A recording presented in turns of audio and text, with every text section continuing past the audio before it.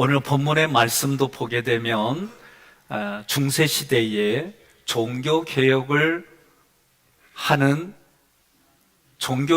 수밖에 없는 말씀의 근거예요. 마틴 루터가 이 말씀을 통해 영향을 받고 깨달은 게 있어서 종교개혁을 진행을 합니다. 16절에서 복음은 믿는 자를 구원하는 하나님의 능력이다. 왜냐하면 사망과 죄의 법에 매여 있는 사람들이 자기 스스로 구원을 할 수가 없어요. 그러니 사망의 죄의 법에서 구원할 수 있는 방법은, 그의 죽었던 영혼을 구원할 수 있는 방법은 하나님의 능력이 아니고서는 할 수가 없다. 그래서 16절에 복음은 믿는 자를 구원하는 하나님의 능력이다라고 기록했어요. 17절에서는 복음의 본질을 말해요. 복음의 본질은 하나님의 의가 나타났다. 우리 인간에게 하나님의 의가 나타났는데, 하나님의 의가 뭐냐? 한마디로 말하면 예수 그리스도이다. 죄인된 인간이 하나님께로 돌아가려면 이 죄의 문제를 해결해야 되는데, 하나님의 의신 예수 그리스도가 이 죄의 문제를 해결했다. 그래서 해결받은 우리를 하나님은 뭐라고 부르느냐? 의인이다라고 부르는 거예요. 의인은 무엇로 살아요? 믿음으로 산다고 말씀했습니다. 다시 16절 함께 봉독합니다. 내가 복음을 부끄러워하지 아니하노니 이 복음은 모든 믿는 자에게 구원을 주시는 하나님의 능력이 됨이라. 먼저는 유대인에게요 그리고 헬라인에게로다. 아멘. 아멘. 사도 바울은 복음을 부끄러워하지 않는다고 그랬어요. 복음을 부끄러워하지 않는다는 얘기는 나는 복음을 자랑스럽게 알고 자랑스럽게 여기고 자랑스러운 마음을 가지고 나를 하나님께 드리고 성령을 따라가는 삶을 살겠다, 이런 얘기를 하는 거예요. 이 당시에도 복음을 부끄러워하는 사람들이 있었다는 거죠. 여러분들은 복음을 어떻게 사랑하십니까? 복음을 부끄러워하십니까? 아니면 자랑하십니까? 오늘 여러분에게 질문하겠어요. 나의 배우자가 부끄러워요? 아니면 자랑스러워요? 아니면 그저 그래요? 어떠세요? 예? 자랑스러워요? 감사해요. 나는 우리 아버지의 직업이 부끄럽게 생각한 적이 있어요. 아주 어렸을 때. 아버지가 농사를 지세요, 어머니하고. 그러면 그 농사 짓는 아버지한테 내가 부끄러워서 왜 농사져? 대통령이 되지? 이런 마음 가진 적이 있어요. 왜 농사를 져? 사회에서 회사를 경영하고 운영하는, 그렇게 돼. 이런 생각을 하다 보니까 아버지가 쪼까 부끄러운 적이 있어요. 그런데 그 아버지가 지금은 늙어서 치매들이고, 그리고 몇 년 전에 우리들을 뒷바라지 않고 모든 대출을 갚았다는 얘기를 들으니까 내가 과거에 조금 그렇게 했던 그 마음도 부끄럽고 죄송하고, 그냥 아버지 보면 사랑해요, 이런 마음이 그냥 가슴에서 드는 거예요. 그러니까 나도 또 한쪽에서는 우리 애들이 아버님 존경합니다, 사랑합니다, 이 소리 듣고 싶은데 잘 안 하네. 네? 그러니 내가 이 얘기를 한번 했더니 그걸 꼭 말로 해야 돼 그러더라고. 그래서 내가 그랬지. 말로도 하고 행동으로도 보여봐. 네? 여러분, 갈라디아서 6장 14절 함께 봉독합니다. 그러나 내게는 우리 주 예수 그리스도의 십자가 외에 결코 자랑할 것이 없으니 그리스도로 말미암아 세상이 나를 대하여 십자가에 못 박히고 내가 또한 세상을 대하여 그러하니라. 아멘. 우리 주 예수 그리스도의 십자가 외에는 내가 자랑할 것이 없다, 이 말씀에 부대끼면 그분은 이 땅에 살아갈 때 내가 복음을 부끄러워하는 분이에요. 많은 사람이 모였어요. 기도하는 게 부끄러워요. 많은 사람들 앞에 내가 성경을 들고 가는 게 부끄러워요. 할 수 없어요.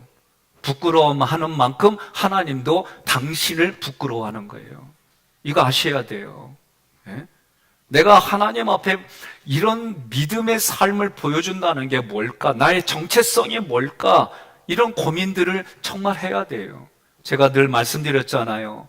우리 할아버지한테 교육받은 것 중에 하나가 충렬공파 248대서 아들을 통해서 문정공파 10대선인 거 알았어요. 그래도 제가 그 마음 가질 때 뭐야? 뼈대 있는 집안은 이래야 돼. 그런 게 제 어렸을 때부터 있었다. 이게 저의 긍지 정체성이에요. 지금은 예수 그리스도가 보여주신 이 말씀을 통해 하려고 애를 쓰는 거예요. 교회 오면 오늘도 내가 이렇게 살아야지, 하나님 앞에 결단하고 내가 아내한테 이래야지, 이런 마음을 굳게 하고 집에 갔더니 아내가 짜증스럽게 빨리 나와서 식사하라고 막 이 한마디에 무너져가지고 나도 모르게 짜증스럽게 퉁명스럽게 대하더라고. 그랬더니 아내가 묻는 거예요. 화낸 거요? 아니요, 짜증낸 거예요. 응? 그러니까 내가 아무리 마음을 결단해도 툭툭 순간순간 내 자신과 싸우는 일들이 너무 많아요. 여러분, 우리가 살아가면서 예수를 그리스도로 고백하는 자리, 그 자리가 어떤 자리이든지 간에 나는 복음을 부끄러워하지 않습니다. 나는 복음을 자랑스럽게 여깁니다. 나는 하객교회에서 신앙생활하는 교인으로 어느 자리에 있든지 나는 그 긍지를 가지고 살아갑니다. 아멘 안 하면 나 삐질라고 그랬어요. 여러분, 한번 생각해 봅시다. 처음 만나는 사람에게 어떤 분이 30대의 유대인 청년이 십자가에서 처형을 당했습니다. 그분은 하나님의 아들이십니다. 하늘의 영광보좌를 내려놓고 이 땅에 오신 성자 하나님이십니다.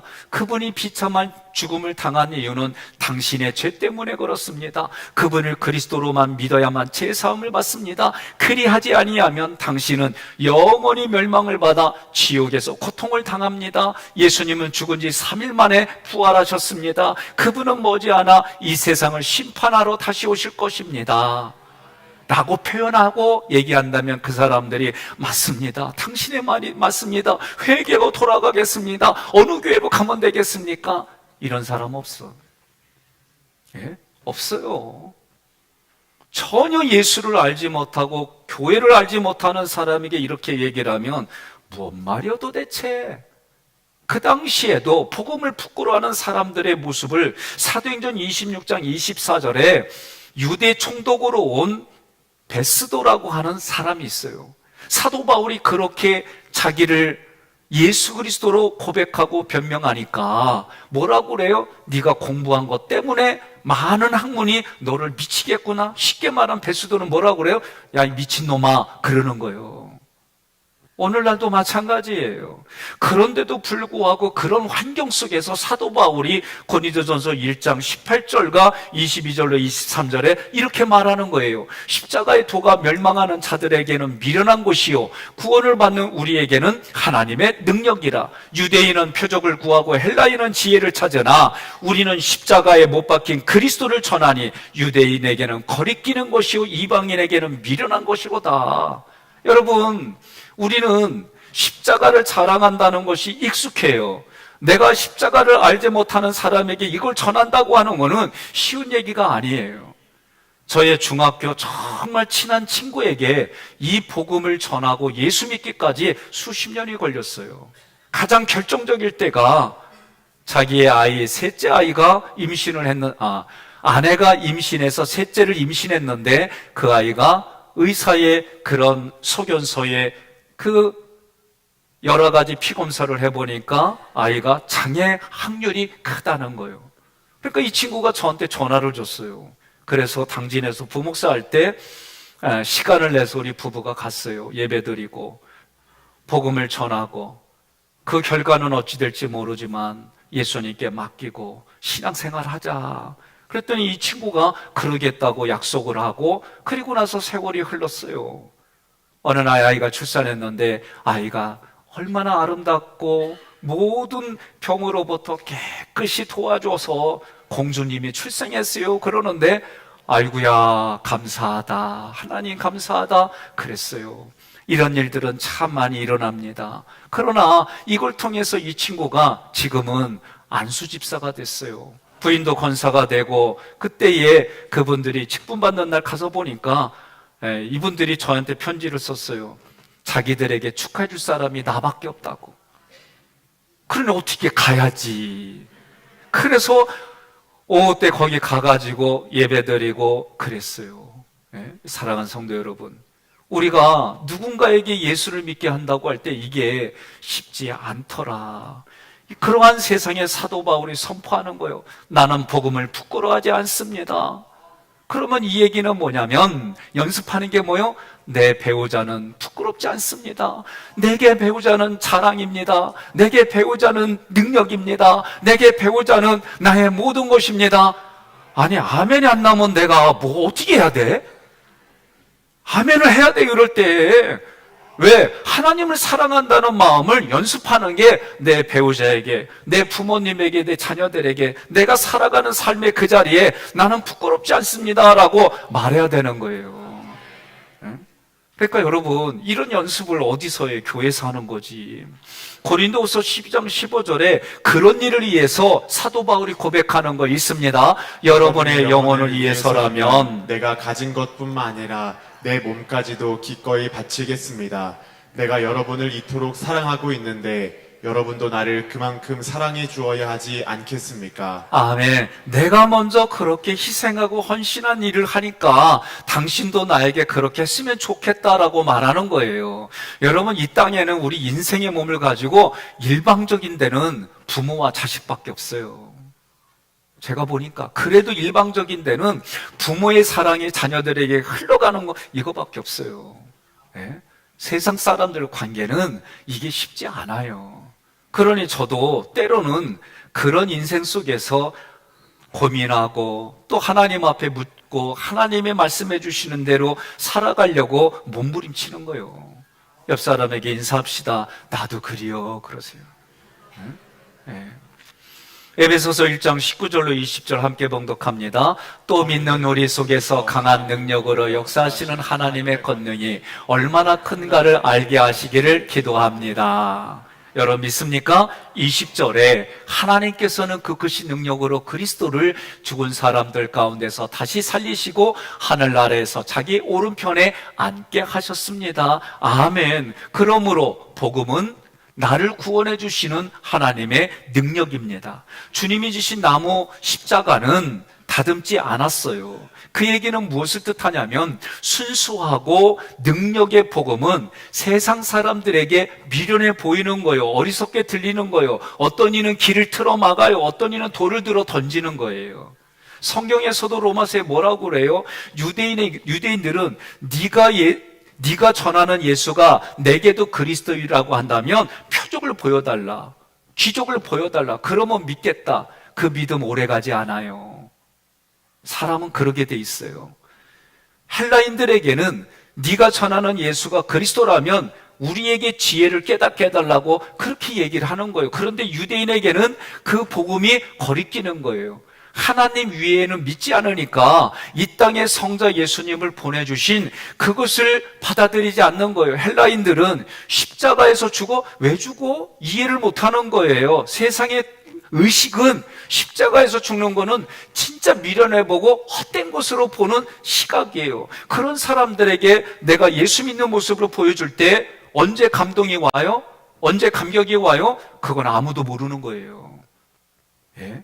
그건 누구도 모르는 거예요. 그러니 우리는 출애굽기 구조도의 첫 번째 단어가 뭐예요? 하나님이 내게 고난을 배열하셨습니다. 이 고백이 오기까지 내 사고를 바꾸는 게 쉬운 게 아니에요. 고난을 배열하신 하나님이라고 믿는다면 하나님의 때에 하나님의 방법에 하나님의 능력으로 그 고난도 해결해 주시는 믿음이 생기는 거예요. 그래서 하나님이 주신 믿음을 내가 그 믿음을 붙들고 그 믿음으로 보고 믿음으로 들으려고 애쓰고 노력하는 가운데 그 믿음으로 믿음에 이르고 확장시켜 주는 거예요. 순전한 복음이 선포되는 현장에는 늘 영접하는 자와 배척하는 자로 갈라지는 거예요. 그래서 요한복음 10장 19절에도 그런 복음의 말씀이 증거되어지니까 유대인 중에 분쟁이 일어났다는 얘기는 받아들이는 사람이 있고 거절하는 사람이 있는데 그거 갖고 논쟁이 붙고 그거 갖고 옳고 그름 따지고 그거 갖고 착하지 않고 그런 얘기를 한다 이 얘기예요. 요한복음 12장 48절 함께 봉독합니다. 나를 저버리고 내 말을 받아들이지 않는 사람은 내가 한 바로 그 말에 의해서 마지막 날에 심판을 받을 것이라. 아멘. 저는요 하나님이 불러서 잠깐 가봤어요. 근데 기억이 없어요. 의사는 물어보기를 몇 시에 쓰러져서 몇 시에 일어나냐 묻는데 아니 보지도 않았는데 내가 어떻게 알아? 기억이 하나도 없어요. 그러면 그때 제가 뭐라고 그랬냐면 내 마음대로 살다가 하나님이 부르시는 그날 빨리 회개하고 돌아오고 열매 맺고 살지? 그거 내 생각이요. 근데 실제는 그런 일이 일어날 수가 없어요. 하나님이 부지불식간에 우리를 부르면 그냥 그 앞에 가는 거예요. 그러면 내가 하나님을 거절하고 산 상태로 그대로 가는 거고, 하나님을 내가 받아들인 상태로 그냥 가는 거예요. 그게 언제? 지금. 따라합시다. Here and now. And now. 지금 여기에서부터 나의 존재가 어떻게 지금 방향을 정하고 말씀을 듣고 내 마음에 준비하여 살아가느냐, 이게 다른 거예요. 과거는 과거일 뿐이에요. 지금의 내가 중요한 거예요. 예? 저도 제가 한때는 머리가 희겨질 거라 생각도 안 했어요. 어르신들이 겪는 일 나한테도 올 거라고 생각도 못 했어요. 그런데 그게 다 왔잖아? 옆 사람한테 그래요. 아무리 관리해도 올 거 다 온다 그러세요. 응? 그러면 내가 관리하지 말라 그 얘기가 아니에요. 이제 이 나이가 돼 보니까 그랬구나. 아이고, 내가 그때 이랬지. 이게 이제 와닿으니까 조금 더 생각도 해보고 배려하고, 조금 더 내가 이 땅을 어떻게 하나님 앞에 살다가 갈까, 이 고민들이 이제는 과거와 같이 내 힘으로 하려고 하는 게 아니라 오늘도 하나님의 은혜로 시작하고 하나님의 은혜로 마쳤습니다. 이 고백이 얼마나 소중한가 이제서 깨닫는 거예요. 설교를 준비하면서 한때는 이런 생각을 많이 했어요. 다양한 사람들이 오는데 내가 지적이고 철학적으로 막 이런 소리 듣는 설교를 꿈꾸고 막 그랬어요. 요새는 골로새 2장 8절 앞에 그런 생각 싹 버렸어. 골로새 2장 8절 함께 봉독합시다. 누가 철학과 헛된 속임수로 너희를 사로잡을까 주의하라. 이것은 사람의 전통과 세상의 초등학문을 따름이요 그리스도를 따름이 아니니라. 아멘. 복음이라는 게 뭘까? 허물과 죄로 죽었단 말이에요. 성경은 여러분과 제가 살아있어요. 육신이 살아있고 내 정신도 살아있어요. 그러나 예수를 알지 못하면 허물과 죄로 죽은 그 심령을 거듭나게 하고 살려내는 일은 오직 하나님의 능력밖에 없는 거예요. 그것이 복음이고 그것이 하나님의 의고 그것이 예수 그리스도예요. 우리는 마른 뼈와 같아서 하나님이 생기를 불어넣어 주시지 아니하면, 누군가는 그 생기를 전하지 아니하면 우리는 마른 뼈로 사는 존재인 거예요. 요한복음 3장 5절에 예수께서 대답하시되 진실로 진실로 내게 이르노니 사람이 물과 성령으로 나지 아니하면 하나님 나라에 들어갈 수 없느니라. 고린도전서의 사도 바울은 2장 4절로 5절에 내 말과 내 전도함이 설득력 있는 지혜의 말로 하지 아니하고 다만 성령의 나타나심과 능력으로 하여 너희 믿음이 사람의 지혜에 있지 아니하고 다만 하나님의 능력에 있게 하려 하였노라. 아멘. 저도 최선을 다해 준비해요. 그러나 준비한 말씀이 여러분에게 심령의 성령의 생명의 성령의 법으로 가기를 소망하지만 그것을 하시는 분은 누구냐? 하나님이세요. 내가 할 수 있는 것은 이 말씀이 전해질 때 내가 아멘하고 내 의지, 내 감성, 내 생각으로 그걸 붙드는 건 누구 몫이냐? 내 몫이에요. 우리가 예수 믿어도 여전히 로마서를 보니까 우리의 몸은 사망과 죽음의 법 아래 있는 거예요. 그러니 예수 믿어도 여전히 우리 육신은 사망과 죽음의 몸에 있어요. 그러니 우리 마음이 생각과 감정과 의지가 내가 하나님을 따라가야지, 그러면 하나님 따라가는 거고, 내가 오늘은 유혹인데 너무나도 달콤하다, 오늘은 잠깐 여기도 쉬어야 가야지, 그러면 육신을 따라가면 육신으로 가는다니까. 그런데 그 순간 하나님이 오라고 그러면 누구 책임? 자기 책임인 거예요. 자기 책임. 그러니까 여러분, 저도 내가 조금 뭐 아면은 여기가 충만해갖고 막 아는 걸 얘기하고 싶고, 내가 모르면 음에 기주고 하고 꼬랑지 내리고 있고, 그게 내 모습이에요. 여러분들은 어떠세요? 이런 내면에 내와 싸우는 내 자신이 어떤 때는 힘들 때 있어요. 힘들 때. 예? 그래서 거울 보고, 예? 피그말리온 효과라고 하잖아요. 거울 보고 가끔 그러는 거예요. 생겨도 어떻게 이렇게 잘생겼을까? 어? 예? 감사합니다. 제가 어제 아내한테, 예? 이 말을 듣고 내가 좀 더 조심해야겠다. 무슨 얘기냐면, 우리 큰아이가 학교 다닐 때 방학이란 방학은 알바를 했어요. 예? 좀 이렇게 좀 살펴가면서 하지 막 이 마디마디가 병들 정도로. 그래서 참 누구 닮았는지 하는 짓이 똑같구나. 예? 그런데 이 아이가 다니면서 너무 힘든 거 이게. 그러니까 우리 가족들한테 짜증을 내는데 저도 그 짜증을 받아주다가 어느 순간 야 때려쳐라. 그리고 그냥 편하게 있어라. 이 말이 여기까지 올라오는 거예요 진짜. 그래도 지가 저렇게 살겠다는데. 근데 말이요, 요새 사순절 기간 동안, 그전에는 우리 목회자들이 월요일부터 토요일까지 돌아가면서 설교하잖아요.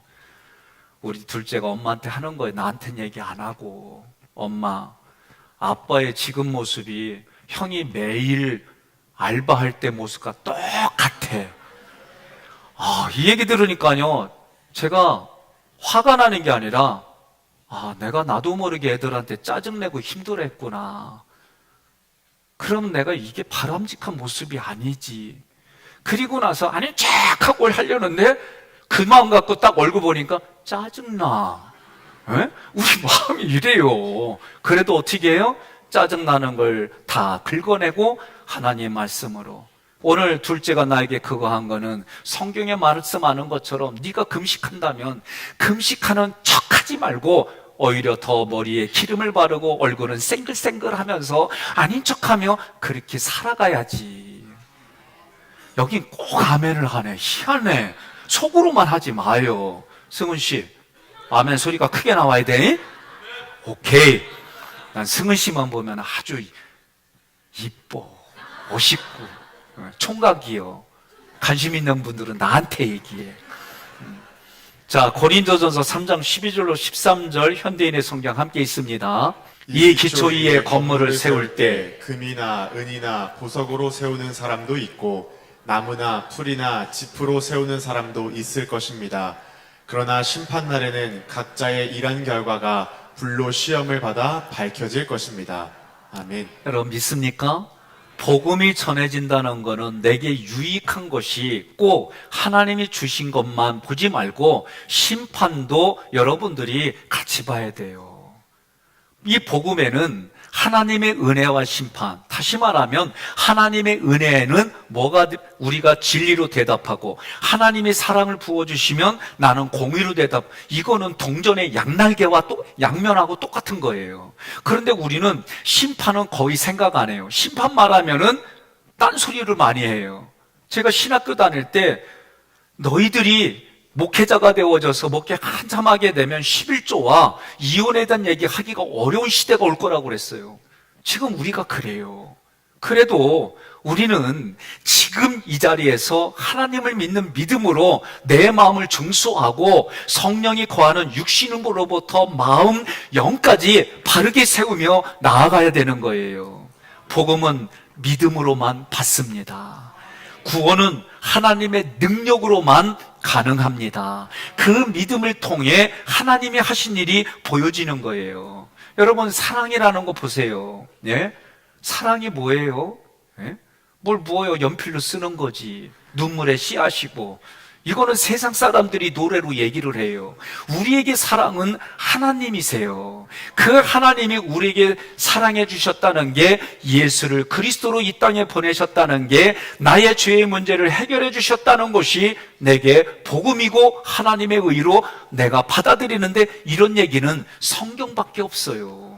그러니 성경의 말씀을 듣는 거예요. 마틴 루터가 종교개혁을 일으킬 때에 이 17절 가지고 종교개혁을 일으킨 거예요.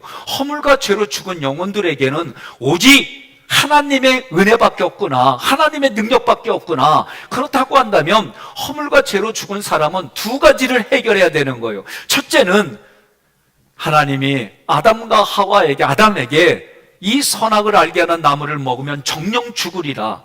이 죽음의 문제를 풀어야 돼요. 두 번째는 그거 먹고 나니까 눈이 밝아져서 하나님처럼 지혜가 있게 되니까 내가 벗은 것이 두려워서 숨었나이다. 벌거벗음의 문제예요. 조금 아까 고린도전서에 뭐라고 그랬어요? 내가 기초를 세고 살아온 삶의 그 모든 것으로 여러분들이 살아왔어도 마지막 때에는 불의 심판이 있다. 이 불의 심판이 있으면 내가 가진 모든 것들이 다 녹는다는 거예요. 금도 녹고 모든 내가 가지고 있는 가치 기준들이 다 녹아버리는데 오직 하나님의 의만 안 녹는다는 거예요. 이게 하나님이 우리에게 약속한 거예요. 그러니 벌거벗은 수치를 가려주시려고 하나님이 어떤 동물을 죽여서 가죽옷으로 아담과 하와에게 입혀주셨어요. 이 가죽옷이 하나님의 의다. 그러니 사망의 문제는 믿음으로 말미암아 산다고 하셨기에 복음이 이 두 가지 문제를 다 해결한 거예요. 사망도 해결하고 부끄러운 수치도 다 해결하는 게 하나님의 의신 예수 그리스도예요. 17절 함께 봉독합니다. 복음에는 하나님의 의가 나타나서. 앞부분 17절 한 구절에 세 등분으로 나눴어요. 복음이 뭡니까? 하나님의 의가 나타났다는 소식입니다. 이 구절은 하나님 앞에 벌거벗은 가죽옷을 입혀주신 것처럼 예수 그리스도 피로 우리에게 의의 옷을 입혀주셨어요. 의의 옷이라고 하는 것은 칭의를 말해요. 그러니 로마서 3장 20절 함께 봉독합니다. 그래서 율법을 지키는 것으로는 하나님 앞에서 아무도 의롭다는 인정을 받을 수가 없습니다. 율법은 다만 우리가 죄인이라는 사실을 깨닫게 하는 것뿐입니다. 아멘. 사람의 힘과 능력으로는 의롭다 하심이 불가능하다. 자신의 힘과 능력으로 구원받는 건 불가능하다. 그래서 로마서 8장 3절 함께 봉독합니다. 우리의 타락한 성품 때문에 율법이 연약하여 할 수 없는 그것을 하나님은 하셨습니다. 하나님께서는 죄의 문제를 해결하시기 위해 자기 아들을 죄 많은 인간의 모양으로 보내시고 우리의 죄값을 그에게 담당시키셨습니다. 여러분 믿으십니까? 그러니까 우리 죄의 문제를 내 스스로 해결할 수가 없어요. 그러니 이 문제를 해결하려고 죄 많은 인간의 모습으로 예수님을 이 땅에 보내셔서 우리 인간을 대표하여 대표성의 원리로 예수님이 죄인이 되어져서 십자가에 죽으셨어요. 이것을 믿으면, 이것을 마음으로 믿고 입으로 시인하면, 그래서 이것을 마밋입시라고 하는 거예요. 뭐냐면 줄임말이에요. 마음으로 믿고 입으로 시인하여 마밋입시하면, 네? 어렵지 않죠? 그러니까 마음으로 믿어서 입으로 시인하면 하나님이 구원받은 자로 인정해 주시겠다 얘기하는 거예요. 마음으로 누구를 믿어요? 예수를 그리스도로 나의 주인으로 믿고 그 다음에 할 게 있어요. 그러면 주인이니까 종이잖아요. 그러면 나는 다른 사람들 앞에 그리스도의 종으로 살아가는 삶이 이게 구원받은 자의 삶이다라고 가르쳐 주는 거예요. 로마서 3장 21절로 22절 함께 봉독합니다. 그러나 지금은 율법과 관계없이 하나님에게 의롭다는 인정을 받을 수 있는 길이 열렸습니다. 그것은 율법과 예언자들에 의해서 증거된 것입니다. 예수 그리스도를 믿는 사람이면 누구나 차별 없이 하나님께서 의롭다는 인정을 받습니다. 아멘. 그래서 두 번째 구절에 17절 믿음으로 믿음에 이르게 하나니 아멘. 하나님의 의는 예수 그리스도인데 예수 그리스도를 마음으로 나의 주인으로 믿으면 그리고 입으로 시인하면 그 믿음을 통해서 우리의 믿음이 더 큰 믿음으로 연결되고 확장되는 거예요.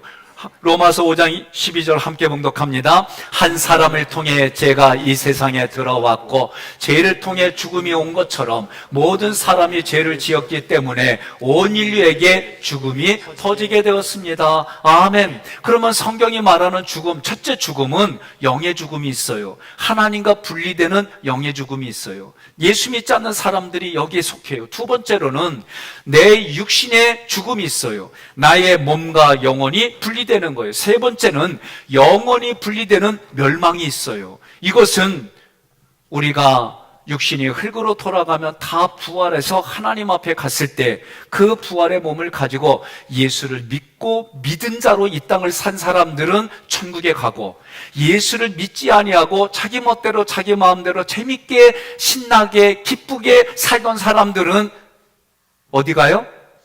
지옥 가요. 성경은 이거 말해요. 분명하게 말해요. 저도 그 전에 이거 말할 때 이거 부대꼈어요. 근데 지금은 안 부대껴요. 이게 성경이 말하는 진리니까.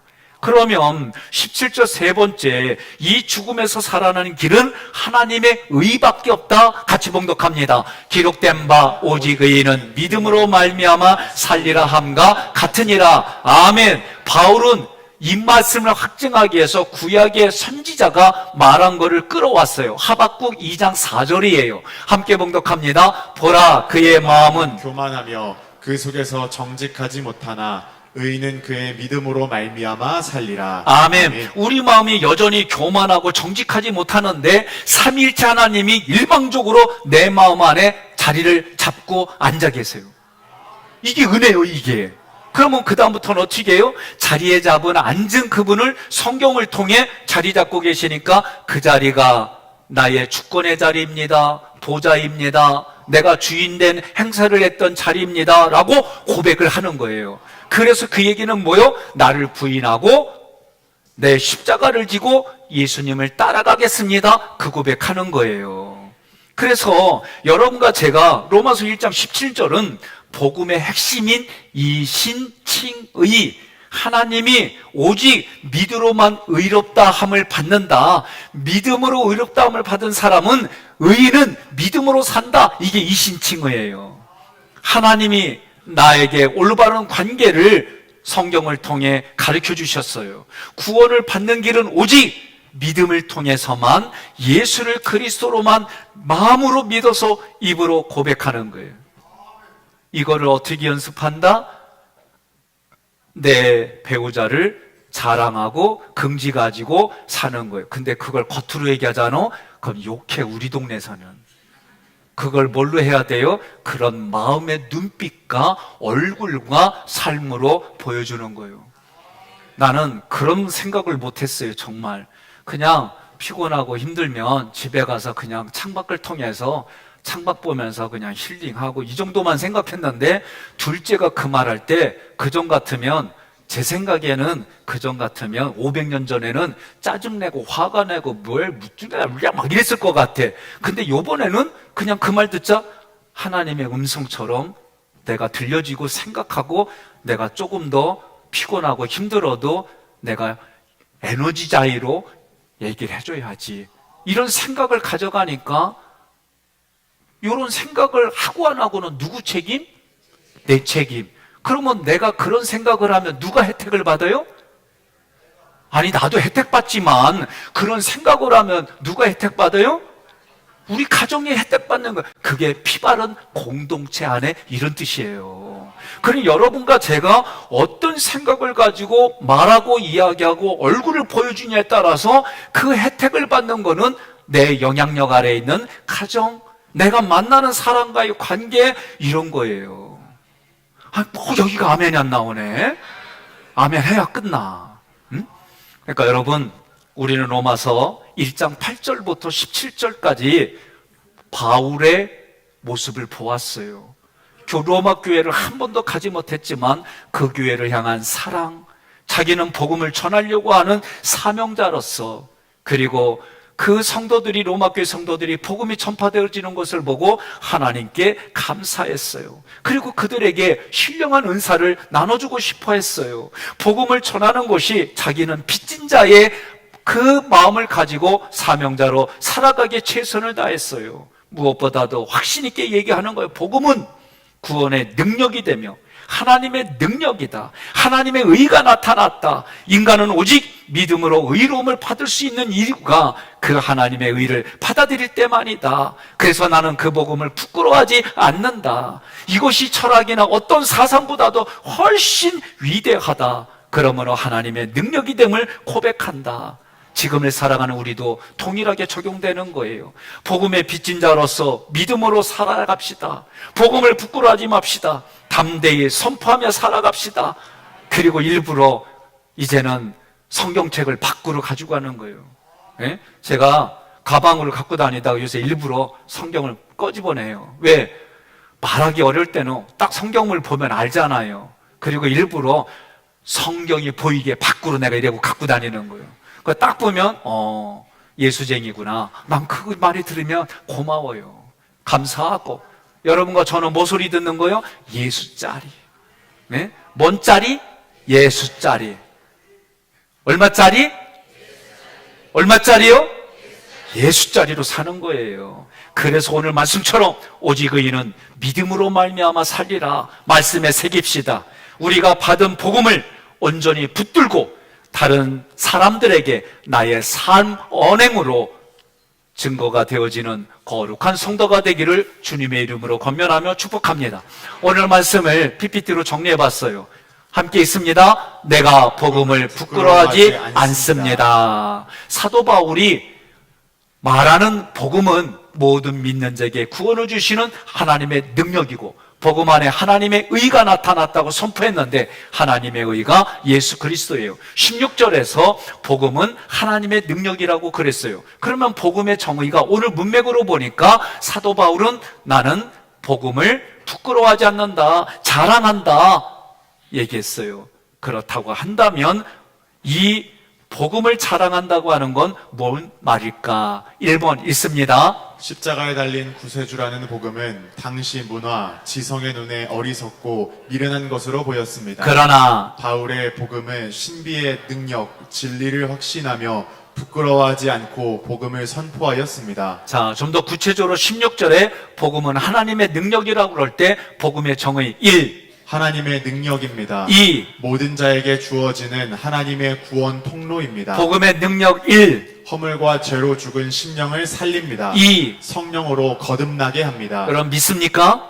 믿으시기 바랍니다. 17절에 복음에는 하나님의 의가 나타났다고 그랬어요. 그러면 복음이 해결한 문제가 뭐냐? 1. 사망의 문제. 믿음으로 말미암아 산다고 하셨습니다. 2. 수치의 문제. 하나님의 의가 나타나 의의 옷을 입혀주시고 수치를 가려주셨습니다. 함께 있습니다. 하나님의 의는 믿음으로 받으면 믿음을 통해서 믿음으로 연결되고 확장되어 나갑니다. 아멘. 17절에 복음에는 하나님의 의신 예수 그리스도가 나타났어요. 성경이 말하는 죽음은 첫 번째로 영의 죽음이 있고 두 번째로 육신의 죽음이 있고 세 번째로 영혼육이 영원히 멸망하는 분리의 멸망이 있습니다.